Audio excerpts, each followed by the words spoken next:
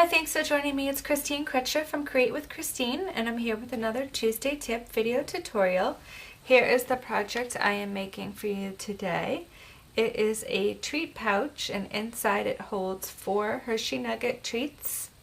I am using the Many Blessings stamp set. This is from the 2018 holiday catalog, and I just thought the pumpkins in this stamp right here went really well with the pumpkins in the Toil and Trouble designer series paper. This is the Halloween designer series paper. So it's kind of surprising that they have the pumpkins in it. You would think that that probably would go in the fall paper, the Country Lane. But let's go ahead and get started, and I'll show you how to make this project. So to start, I am going to do my stamping first. So I have a scrap piece of Whisper White cardstock. I have my Memento ink pad. I have the fall stamp set with the crate with the pumpkins. It's got a gourd, an apple, and some leaves. We're just going to go ahead and stamp that. I'm using Memento ink because I'm going to color this with my stamping blends. And actually, I'll bring the ink back and just quickly do the other stamp. It says thankful for you every day. I kind of just want really more or less the thankful.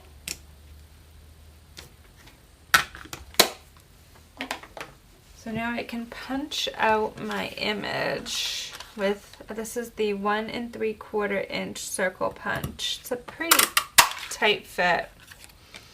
And then let me show you how I got out the thankful.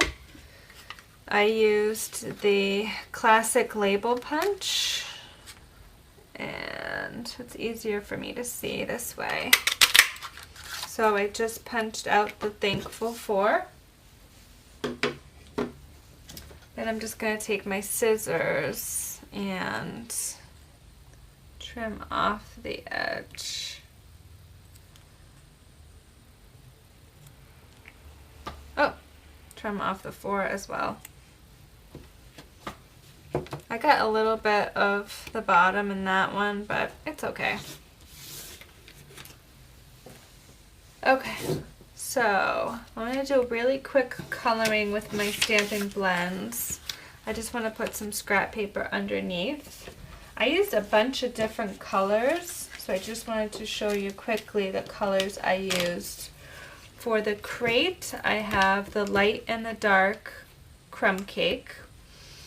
So I like to start with the light and then highlight with the dark. So I'm just going to come over and do a quick color with the light. Try to not go all the way to the edge with the blends because they do bleed a little bit. So I'm trying with my coloring lately not to go completely to the edge. So then with the dark, I'm actually just going to pick up some of the lines from the artist in the drawing. Then I'm going to come out and kind of blend those towards the middle.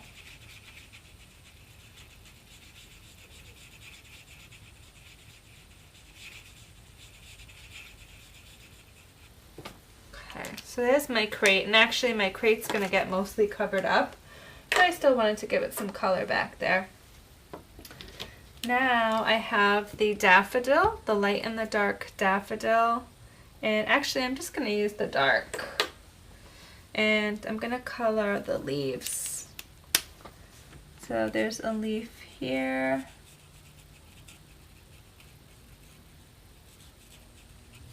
and then a leaf up here.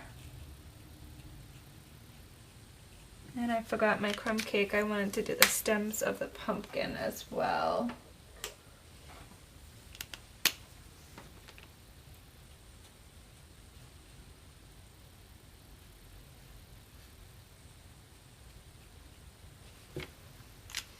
Then with that little leaf, I thought it might be kind of cute to add a little bit of orange to it as well.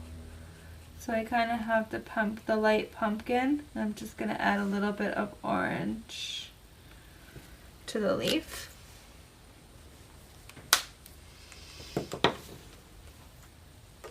Okay, for my apple, actually let me do the gourd first. I did the gourd with Mango Melody.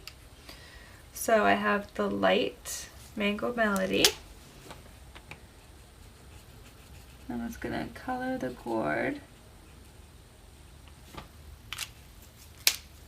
And then I'm just going to add just like little highlights, follow the artist line. And I'm going to blend that out with the light.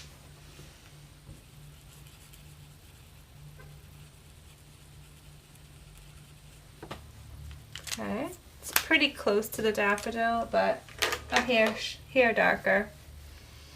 Then for the apple, I'm going to go with Old Olive, kind of like a Granny Smith apple.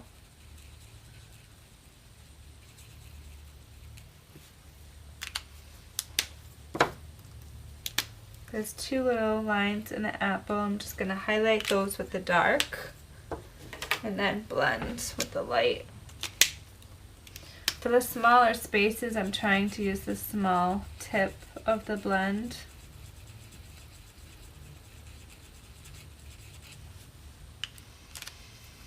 Okay, and now I just have my pumpkins left to do.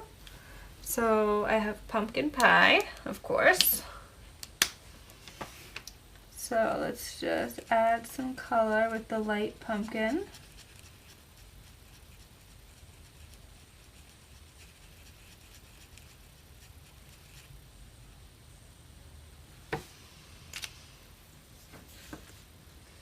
Then I'm just gonna follow the little artist lines here. Add some highlights with the dark and then blend with the light. So you kind of get the picture. I like to go light to dark. There are some people that go dark to light. I think it's just a personal preference. Okay.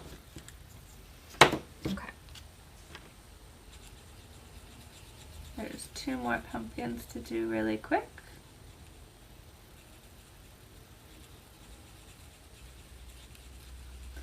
I kind of like to go in sections because with these markers it works best if you kind of get them wet and add the color and then blend before you move on to the next section.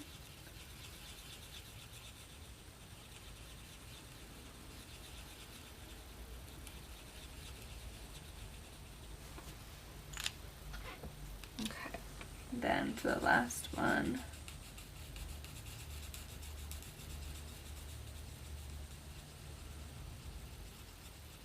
You'll see I like to kind of color in circles.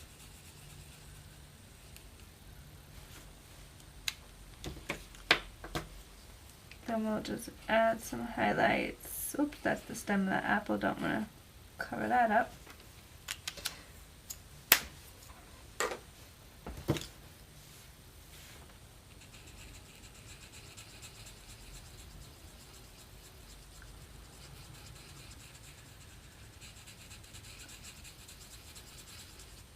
Okay, then I think I have it where I want it. Make sure all the caps are back on your markers so they don't dry up. I have my little thankful. I'm actually just going to try to trim off the bottom. For the first one I didn't even have to do that. But if it bothers you, do a little trim. Then I'm just going to add a little tiny bit of liquid glue. Come on. There we go. Ah, don't want it to adhere to my scrap paper. Okay. I'm just going to put it over the crate, kind of overlapping the apple and the little pumpkin there. And we'll put that aside. I have the scrap paper because see, it does bleed to the back side, so make sure that you have scrap paper down if you care about the surface you're coloring on. And then to give it some interest with my punch, I also punched out a scrap of pumpkin pie with the everyday label punch, and I'm just gonna mat that on top with a little bit of glue.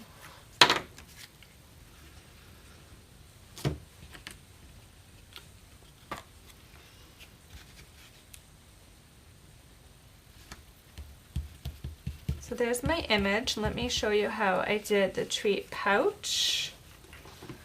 I have a piece of designer series paper. It measures 3 inches by 12 inches.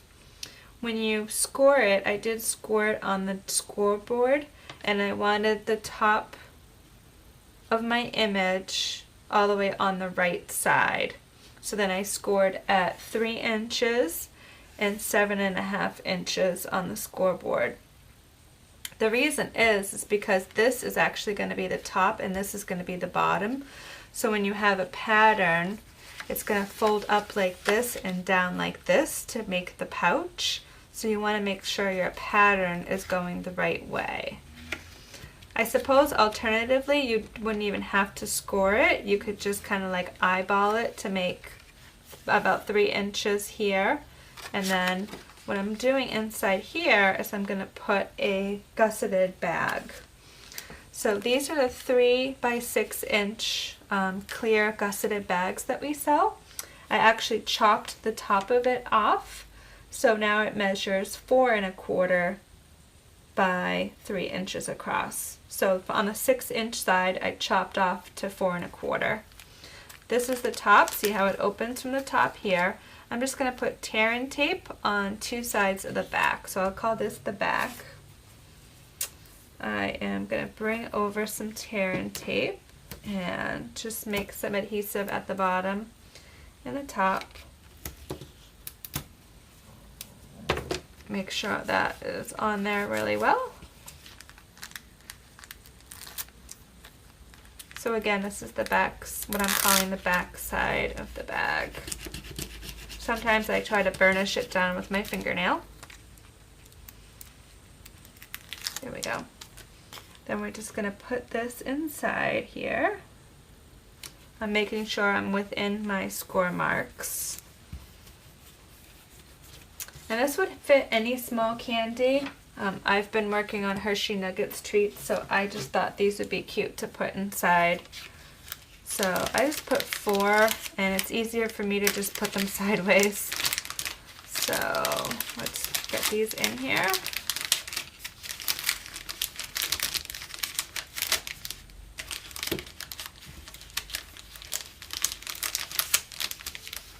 Okay. And then I'm ready to kind of fold up my pouch. For my image, I only want the adhesive on the top of it, so I'm going to put 3 dimensionals across the top. I'm just going to double check that's definitely the top.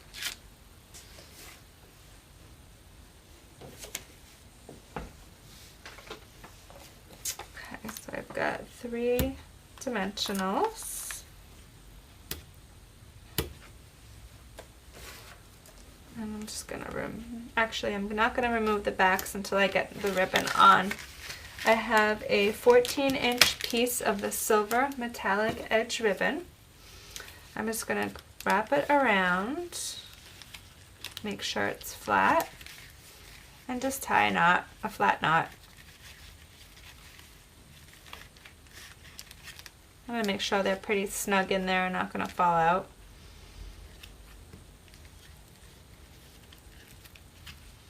So I do try to hold on one side and then pull on the other.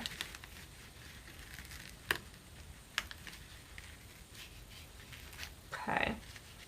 And they're in there pretty well. They're not going anywhere. And I'm just going to scoot this up a hair.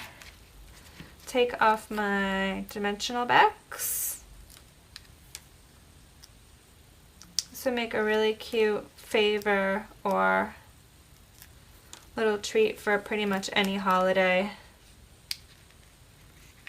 These are for Thanksgiving, but you could change up the paper and the sentiment and make it Christmas. You could make it Valentine's Day, Easter, so forth.